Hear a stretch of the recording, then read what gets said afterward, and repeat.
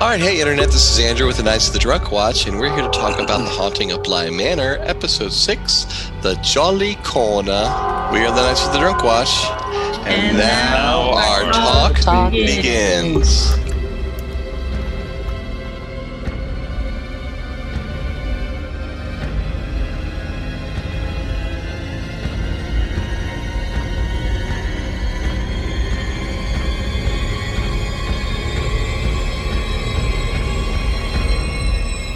All right, so this is basically Henry's episode. So, guys, we got Henry and Flora, the same show because Uncle's the daddy again.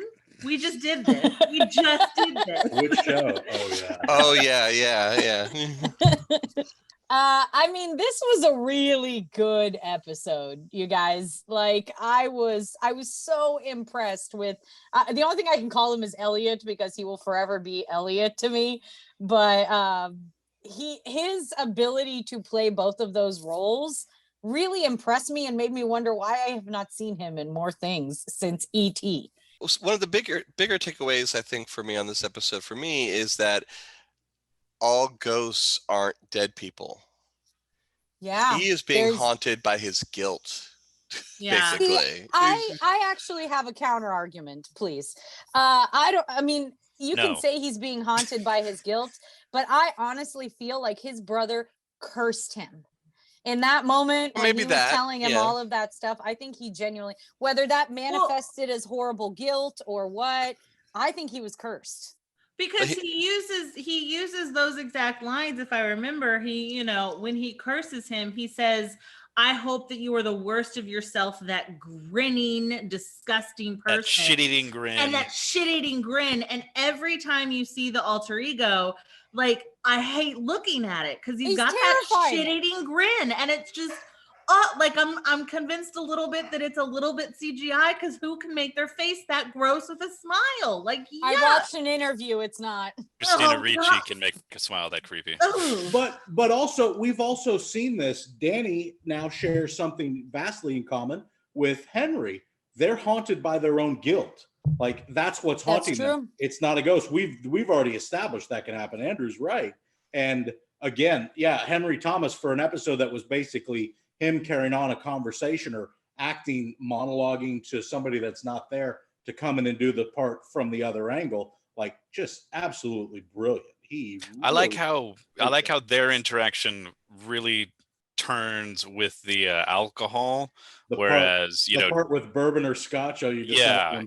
Their interaction really depends on late in the evening. I'm really tired, but I'm gonna get myself a drink, and it's kind of a Jekyll and Hyde thing. They sort of switch between who's in control. I think that this episode, and especially what Henry Thomas did here, was we went back to OG Haunting of Hill House, which was your demons manifesting. The demon of his alcoholism, which stems from his guilt, manifested. And I guess the curse from the brother, which is still my opinion, all of those things, these emotional burdens manifesting as a real life ghost, which is what I am here for. Yeah. And I guess it would make sense that it would manifest in it doesn't necessarily have to be that he was cursed and that's what he's seeing. It could be the same thing as his guilt, but since he doesn't have a death shroud that Danny has for what's his face, he sees it in the last most hurtful words he heard from his brother. That's what haunts him. It shows up when he's alone with himself and he doesn't have anything left, just like his brother says, when he's alone and there's literally nobody else around but this guilty specter. I think that's a great point is, guilt. Let's start digging into the closet. One of the things is he's somebody's daddy, which we mentioned before. And then what is the other thing going on? You also realize Flora is possibly suspecting it because Flora's dream jumping. Oh, that's true. What is Flora? Because then I got confused for a second. What is Flora doing now? Is this that she is so connected to the ghost that she is kind of getting there, or is she dead? She keeps sleepwalking and waking up and not realizing what has happened.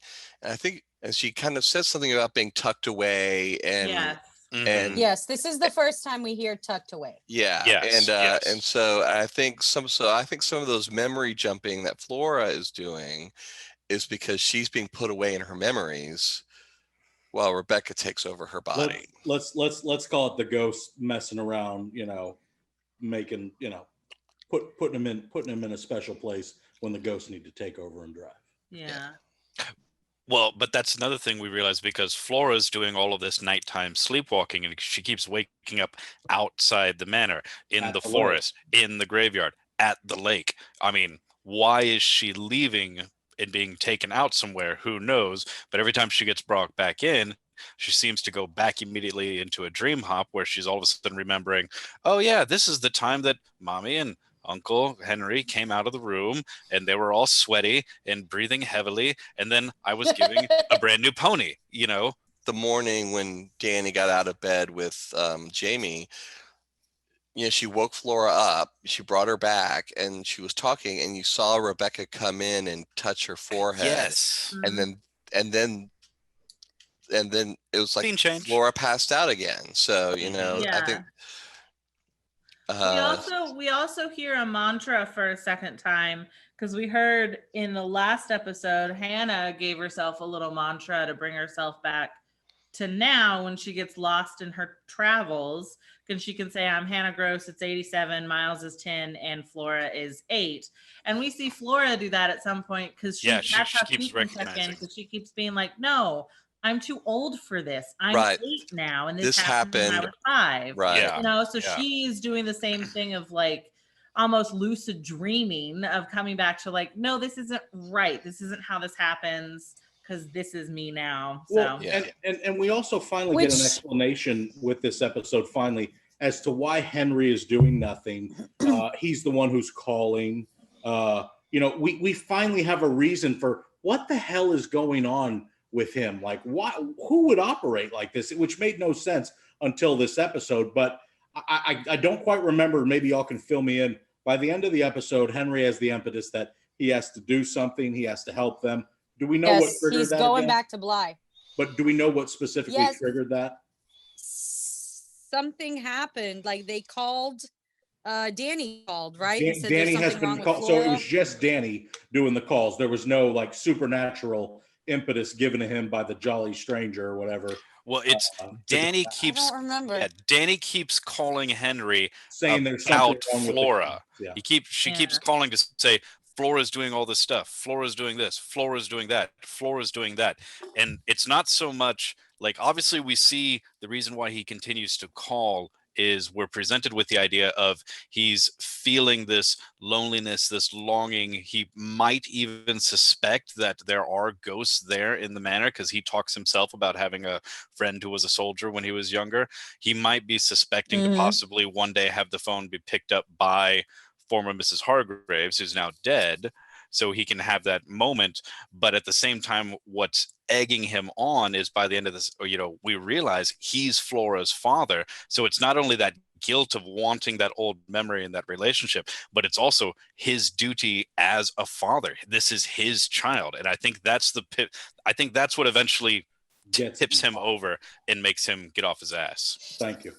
Coming off of that, I actually I remember now the specific instance. It's when Flora comes downstairs and finds everybody eating, and she starts throwing a temper tantrum, and the phone rings again, and Danny's screaming into it, you need to come here, or whatever she's saying, and then she's also yelling at Flora on the other side. So it's like this whole chaos going on the phone, and then she hangs up again. That motivates Henry to head back. The episode ends with Flora leading Danny upstairs and Niles knocking her out.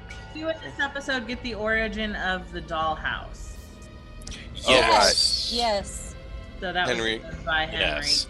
And that apparently seems to also be the pivotal moment where Daddy Warbucks, realizes, oh yeah, that's right, math doesn't work that way. We're the Knights of the Drunk Watch, and now our talk has ended.